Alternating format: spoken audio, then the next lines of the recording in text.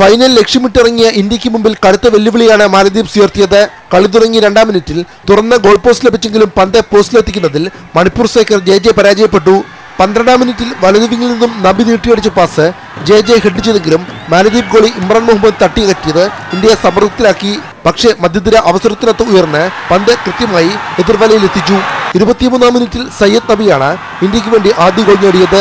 Clifford മെറാണ്ടയുടെ free kick Syed നബി ഗോളാക്കി മാറ്റുകയായിരുന്നു. 49-ാം മിനിറ്റിൽ മാലദ്വീപ്സിന്റെ ഗോൾ ശ്രമം ഇന്ത്യൻ ഗോളി കരൺജിത് സിംഗ് തട്ടിയകറ്റി.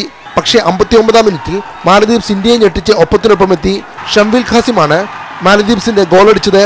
67-ാം മിനിറ്റിൽ സുനിൽ ഛേത്രിയെ ഫൗൾ ചെയ്തതിന് ലഭിച്ച പെനാൽറ്റി ഛേത്രി സുരക്ഷിതമായി വലയിലെത്തിച്ചതോടെ ഇന്ത്യ ലീഡ് 2-ആയി ഉയർത്തി. 90-ാം മിനിറ്റിൽ അപ്രതീക്ഷിതമായി ഒരു ഗോൾ കൂടി ഇന്ത്യ നേടി. ജെ നൽകിയ പാസ് സുനിൽ ഛേത്രി ഗോളാക്കി മാറ്റിയതോടെ ഇന്ത്യ 1-3 ഗോളിന്റെ ആധികാരിക വിജയം നേടി. നേപ്പാളിനെ അധിക സമയത്തിൽ ഒരു ഗോളിന് തോൽപ്പിച്ച അഫ്ഗാനിസ്ഥാനോട് ഇന്ത്യ കലാശപ്പോരാട്ടത്തിൽ ഏറ്റുമുട്ടും.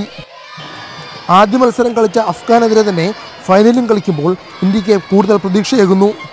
അഫ്ഗാനിസ്ഥാന്റെ പോരായ്മകളും ശക്തിയും ഇന്ത്യ ആദ്യ മത്സരത്തിൽ തിരിച്ചറിഞ്ഞിട്ടുണ്ട്.